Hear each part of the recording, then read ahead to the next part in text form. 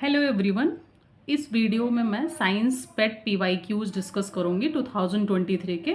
Last video में 2022 में जो पेट में साइंस के क्वेश्चंस पूछे गए थे उसका डिस्कशन किया था मैंने। इस वीडियो में 2023 के क्वेश्चंस डिस्कस करूंगी। 2023 में 2 दिन में टोटल 4 शिफ्ट में पेट का एग्ज़ाम हुआ था। टोटल जितने भी साइंस के क्वेश्चंस पूछे गए थे वो सारे क्वेश्चंस को मैंने लिया है यहाँ पे और सारे क्वेश्चंस डिटेल में डिस्कशन करेंगे। सबसे पहले क्वेश्चन नंबर 1 है जो कि 28 अक्टूबर 2023 को पेपर हुआ था शिफ्ट फर्स्ट में, उसमें पूछा गया था। मैंने डेट मेंशन कर दिया है, जहाँ से डेट चेंज हो रहा है आप लोग देख लीजिएगा, मैच कर सकते हैं। एज इट इज़ पेपर में से मैंने क्वेश्चन उठाया है। Milk of magnesia is which type of colloid. Colloids जो होते हैं एक तरीके का सॉल्यूशन होता है जिसमें कोई भी पर्टिकुलर सब्सटेंस, सॉलिड सब्सटेंस जो होता है वो लिक्विड में मिक्स होता है। तो यहाँ पे मिल्क ऑफ मैग्नीशिया जो होता है वो MgOH होल ट्वाइस, मतलब ये उसका फॉर्मूला होता है। फॉर्मूला के टाइप से भी क्वेश्चन पूछा जा सकता है, इसलिए मैंने यहाँ पर फॉर्मूला लिख दिया है। MgOH होल ट्वाइस को मिल्क ऑफ मैग्नीशिया कहते हैं और ये सॉलिड इन लिक्विड का कोलाइड होता है। और सोल्यूशन जो होता है, सोल जो होता है, सोल एक टाइप का, इसको मिल्क ऑफ मैग्नीशिया को सोल इसलिए कहते हैं क्योंकि जो मिल्क ऑफ मैग्नीशिया होता है ये पार्टिकल्स बहुत स्मॉल होते हैं, वेरी स्मॉल होता है। और ये जो लिक्विड होता है उसमें सस्पेंडेड रह जाते हैं। अगर एक तरीके से मैं बताऊं आप लोगों को, जैसे मान लीजिए ये ग्लास है एक, और ये ग्लास में ये वाटर से फिल्ड है। मैंने इसमें मिल्क ऑफ मैग्नीशिया डालेंगे तो बहुत छोटे छोटे पार्टिकल्स होते हैं। यहाँ पे कोगुलेट, मतलब यहाँ जमने के अलावा यहाँ पे ऊपर अपने आप सस्पेंडेड रह जाते हैं, जिसकी वजह से पूरा का पूरा सोल्यूशन जो होता है वो बहुत मिल्की दिखाई देता है, इसीलिए इसको मिल्क ऑफ मैग्नीशिया कहते हैं।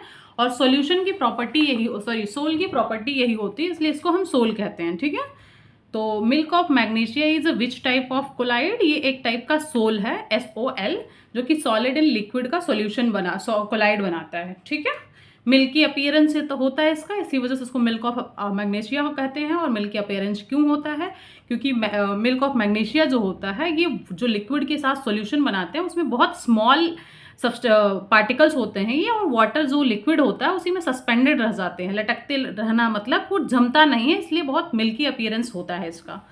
विच of the following organic compound coagulates the protoplasm in the human body. सबसे पहले तो ये जो प्रोटोप्लाज्म होता है, ये जो ह्यूमन सेल होता है, सेल्स में न्यूक्लियस होता है, ये सेंटर पे न्यूक्लियस है, इसी के साथ साथ कुछ प्रोटोप्लाज्म मतलब लिक्विड फ्लूइड सब्सटेंस जो होते हैं इसे प्रोटोप्लाज्म और साइटोप्लाज्म भी कहते हैं। तो लिखा गया है कौन सा ऑर्गेनिक कंपाउंड जो है वो कोगुलेट करेगा प्रोटोप्लाज्म को इन ह्यूमन बॉडी। कोगुलेट करने का मतलब है जमना, मतलब बहुत गाढ़ा हो जाना। तो जो मेथेनॉल होता है वो प्रोटोप्लाज्म को ह्यूमन बॉडी में कोगुलेट करता है। ये तो as it is answer number 3 हो गया। एक और क्वेश्चन बन सकता है, प्रोटोप्लाज्म जो वर्ड है वो किसने दिया है, तो पुरकिंजे ने इसे 1839 में दिया था। ठीक है, क्वेश्चन नंबर 3 जो है वो है which one of the following is correct regarding the larynx. लैरिंग्स जो होता है ये एक टाइप का रेस्पिरेटरी सिस्टम का पार्ट है। लैरिंग्स को हम वॉइस बॉक्स भी कहते हैं, वॉइस बॉक्स भी कहते हैं। और वॉइस प्रोड्यूस होता है हमारे वोकल कॉर्ड्स से, इसीलिए इसको हम जो है हाउस ऑफ वोकल कॉर्ड्स भी कहेंगे। मतलब ऑप्शन नंबर इसका 4th करेक्ट है। ठीक है, क्वेश्चन नंबर 4 जो है वो है which of the following acids is present in the stinging hair of the nettle leaves. Nettle leaves एक टाइप का प्लांट है।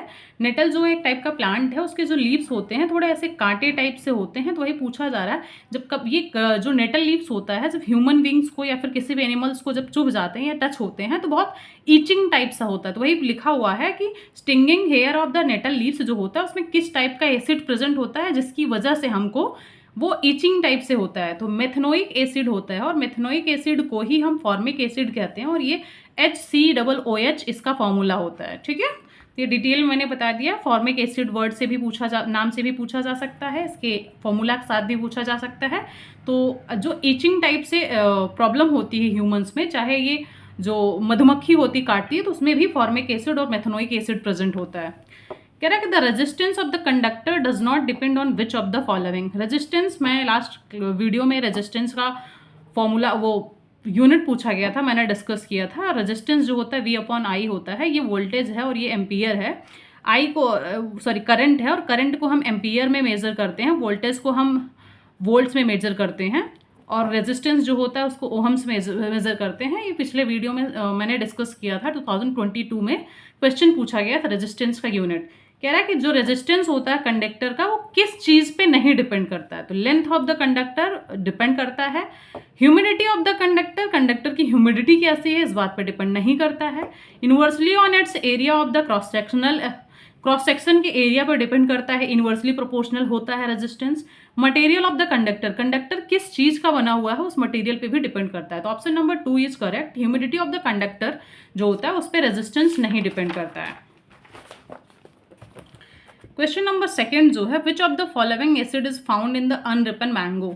जो अनरिपन मैंगो होता है, अनराइप का मतलब होता है जो कच्चे फ्रूट्स जो होते हैं उन्हें हम बोलते हैं अनरिपन मैंगो। अनरिपन मैंगो बोल दे या अनरिपन ग्रेप्स बोल दे या फिर अनरिपन कोई भी टाइप का फ्रूट्स हो, अगर यहाँ पे अनरिपन फ्रूट्स पूछ दे या फिर अनरिपन ग्रेप्स बोल दे, कोई भी क्वेश्चन पूछा जाए तो उसमें हम टार्टरिक एसिड लगाएंगे और टार्टरिक एसिड के साथ मैलिक एसिड, सिट्रिक एसिड, इन 3 एसिड्स में से कोई भी एक एसिड का नाम लिखा होगा और इन्हीं 3 में से एक सही होगा, चाहे सिट्रिक एसिड हो, चाहे मैलिक एसिड हो, चाहे टार्टरिक एसिड हो। इस तरीके से PYQ में भी क्वेश्चन पूछा गया है और कमिंग ईयर जो 2025 है उसमें भी पूछा जा सकता है। तो अनरिपन मैंगो, अनरिपन ग्रेप्स या फिर कच्चा कोई भी फ्रूट्स हो उसमें कौन से टाइप के एसिड पाए जाते हैं, tartaric acid, malic acid, citric acid, इन 3 में से कोई भी एक करेक्ट होगा। अगर उसमें से 3 में से एक ही दिया होगा, इन 3 नाम याद कर लो।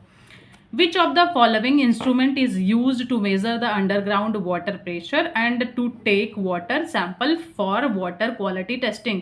कह रहा है कि नीचे दिए गए इंस्ट्रूमेंट्स में से कौन सा इंस्ट्रूमेंट यूज किया जाता है अंडरग्राउंड वाटर प्रेशर को चेक करने के लिए, ताकि हम पानी वहाँ से निकाल के वाटर का जो क्वालिटी है उसको चेक कर सके, कहाँ से पानी पीने योग्य है या कहाँ नहीं है।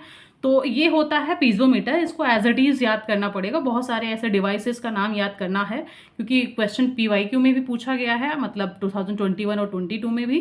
तो 23 का क्वेश्चन है। तो पीजोमीटर एक ऐसा टाइप का डिवाइस है, इंस्ट्रूमेंट है जो अंडरग्राउंड वाटर प्रेशर को मेजर करता है, जिससे हम वाटर की क्वालिटी को चेक कर सकें। The gap between 2 neurons in the human brain is known by which of the following names. ये जो न्यूरॉन्स होते हैं ये एक तरीके से नर्वस टिश्यू होता है, बायोलॉजी का पार्ट है। जो नर्वस टिश्यू होता है उसके जो स्मॉलेस्ट यूनिट होते हैं, जैसे ह्यूमन लिविंग ऑर्गेनिज्म की यूनिट जो सेल होता है, इसी तरीके से इसका जो यूनिट होता है उसे हम न्यूरॉन्स कहते हैं। तो न्यूरॉन्स जो है इसका स्ट्रक्चर हम पूरा बनाते हैं। तो एक तरीके से इसमें एक्सॉन होता है, डेंड्राइट्स भी होता है, इम्पल्स फ्लो करता है।